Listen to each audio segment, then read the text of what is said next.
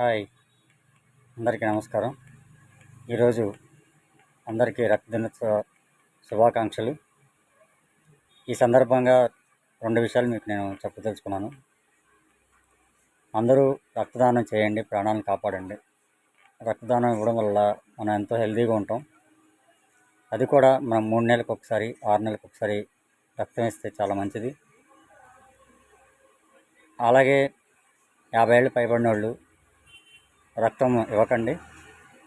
ఇస్తే మీకు హెల్త్ సమస్యలు వచ్చే అవకాశాలు ఎక్కువగా ఉన్నాయి. అయితే నేను త్వరగా ఇది ముగించేస్తాను.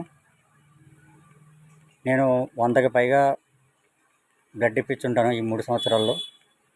నేను ఎప్పుడు కూడా బ్లడ్ ఇప్పించేటప్పుడు కానీ నేను ఇచ్చేటప్పుడు కానీ కౌంట్ చేయను, ఎందుకంటే అది మనకు అవసరం లేదు.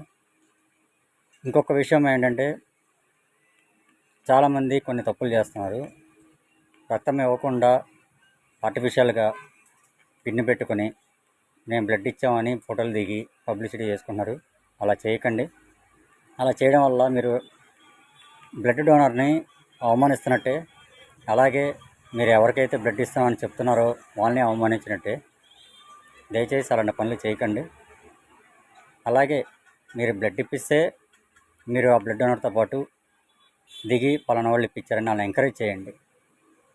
కాకపోతే ఒకళ్ళు బ్లడ్ ఇస్తే ఇంకొకళ్ళు పేరు వేసుకొని చేయడం వల్ల డోనర్ కూడా అప్సెట్ అయ్యి ఇంకా బ్లడ్ ఇవ్వడం మానేసే ఛాన్సెస్ ఎక్కువగా ఉన్నాయి.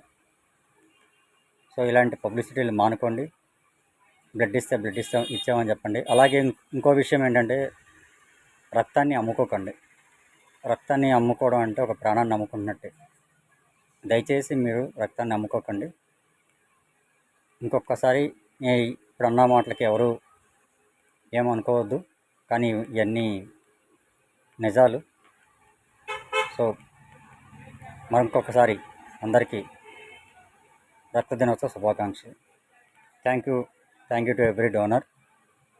Thank you very much for your support, and also again and again thank you very much to every donor.